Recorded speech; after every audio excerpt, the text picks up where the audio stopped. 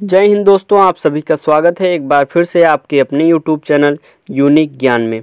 तो आज हम बीए थर्ड सेमेस्टर के हिंदी कहानी के भाग पंच परमेश्वर के बारे में पढ़ेंगे। पंच परमेश्वर कहानी प्रेमचंद्र जी द्वारा लिखी गई है।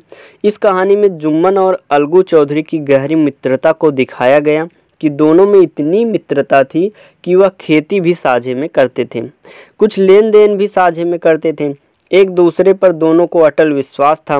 जब हज के लिए जुम्मन गए तो अपना घर अलगू को सौंप गए और अलगू जब कभी भी बाहर जाता तो जुम्मन के भरोसे घर छोड़ जाता था। मतलब कि उनके मध्य बहुत ही गाढ़ी मित्रता थी। और इनकी मित्रता जब हुई थी जब जुम्मन के पिता जुमराती उन्हें शिक्षा प्रदान करते थे।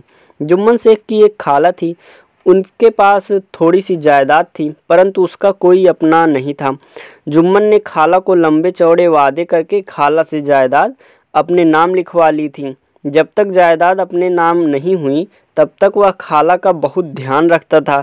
जैसे ही जायदाद नाम हुई उनके व्यवहार में अंतर आ गया और उसकी पत्नी जो करीमन थी वह रोटियां देने के साथ साथ खाला को कड़वी बातें भी सुनाने लगी।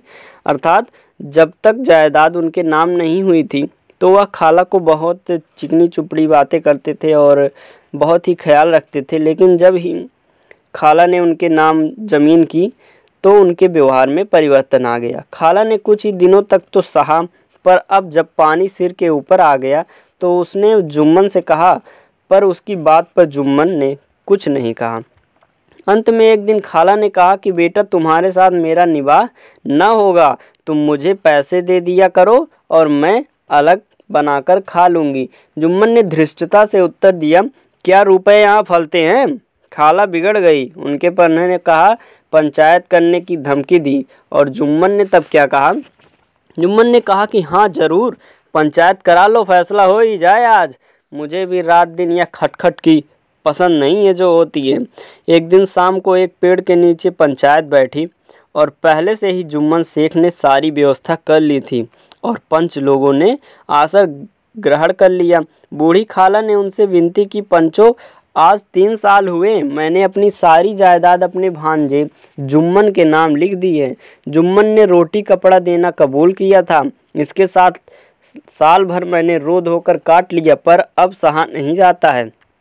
मुझे न पेट भर के रोटी मिलती है और न ही तन का कपड़ा। आप मेरा न्याय करें। इस बात पर जुम्मन शेख और खाला में कुछ कहा सुनी हो गई। अंत में खाला बोले, बेटा, पंच न किसी का दोस्त न किसी का दुश्मन, वह अलगू को सरपंच मान लेती है। और जुम्मन शेख मन ही मन खुश हो गया। अलगू चौधरी सरपंच हुए, क्योंकि जो अलगू चौधरी था वह जुम्मन का बहुत ही अच्छा मित्र था। तो जुम्मन सोचा कि यह जो भी न्याय सुनाएगा हमारे ही पक्ष में सुनाएगा। लेकिन देखिए क्या होता है, अलगू चौधरी ने अपना फैसला सुनाया कि वह खाला को खाना पानी कपड़ा दे, नहीं तो रजिस्ट्री रद्द समझी जाएगी। यह क्या हुआ? यह तो जुम्मन के खिलाफ उसने न्याय सुना दिया, जो कि सही भी था। और अलगू चौधरी के फैसले को सभी लोगों ने बहुत ही प्रशंसा की और इस फैसले से दोनों की दोस्ती में दरार भी आ गई। यह फैसला जुम्मन को पसंद नहीं आया और अलगू जो बैल बटेसर से आए थे, एक बैल ले आया था। जब जुम्मन को यह न्याय पसंद नहीं आया जो अलगू ने किया था तो वह बहुत ही परेशान हो गया था उससे और अलगू से बदला लेने का अवसर ही तलाश रहा था और वह अवसर जल्द ही आ गया। अलगू जो बैल बटेसर से लाया था उसमें से एक बैल मर गया। अब अकेला बैल किस काम का, इसलिए वह समझू साहू ने खरीद लिया और बाद में पैसा देने का वादा किया। जब अलगू ने पैसे मांगे तो साहू ने कहा कि बीमार बैल दिया था वह मर गया। दोनों में बहुत झगड़े हुए फिर, क्योंकि बीमार बैल उसने नहीं दिया था। उस जो समझू साहू था वह उससे बहुत कार्य कराया और कुछ खाने को टाइम से नहीं देता था बैल को और वह बैल मर गया। तो वह अपनी गलती को अलगू पर थोप रहा था। उसने कहा कि तुमने बीमार बैल दिया था और वह मर गया, जिसको लेकर दोनों के मध्य बहुत झगड़ा हुआ। फिर उसने कहा लोगों ने कि पंचायत कर लो, जो कुछ तय हो जाए उसे मान लेना। दोनों राजी हो गए। उसी पेड़ के नीचे फिर पंचायत हुई। उसी पेड़ के नीचे जहाँ पर जुम्मन और उसकी खाला की पंचायत बैठी हुई थी और अलगू ने फैसला सुनाया था, उसी पेड़ के नीचे पंचायत बैठी और साहू ने जुम्मन को सरपंच बनाया तो अलगू डर गया। पर जुम्मन सरपंच के दोनों की बात सुनता रहा और अंत में जुम्मन ने फैसला सुनाया कि पंचों का फैसला है कि जिस समय साहू ने बैल लिया था उस समय बैल स्वस्थ था, अधिक काम के बोझ के कारण मर गया, इसलिए साहू बैल का दाम दे। जो जुम्मन था वह अपनी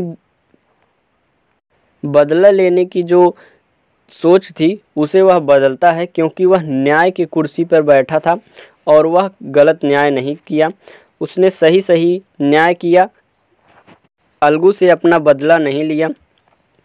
अलगू चौधरी इस फैसले से बहुत खुश हुए और जोर से कहने लगे पंच परमेश्वर की जय। फिर सभी लोग भी कहने लगे पंच परमेश्वर की जय। अलगू और जुम्मन फिर से गले मिलकर रोने लगे तो दोनों के दिलों का मैल धुल गया और फिर से मित्रता हो गई। इस पाठ से हमें क्या शिक्षा मिलती है? यह पाठ हमें सिखाता है कि कितनी भी दुश्मनी हो, अगर न्याय के कुर्सी पर आप बैठे हैं, पंच परमेश्वर या कहीं भी आप न्याय कर रहे हैं, तो आपको आपसी दुश्मनी भूल जाना चाहिए और सही न्याय करना चाहिए। यह था पूरा पाठ का सारांश जो कि मुंशी प्रेमचंद्र जी द्वारा लिखा गया है।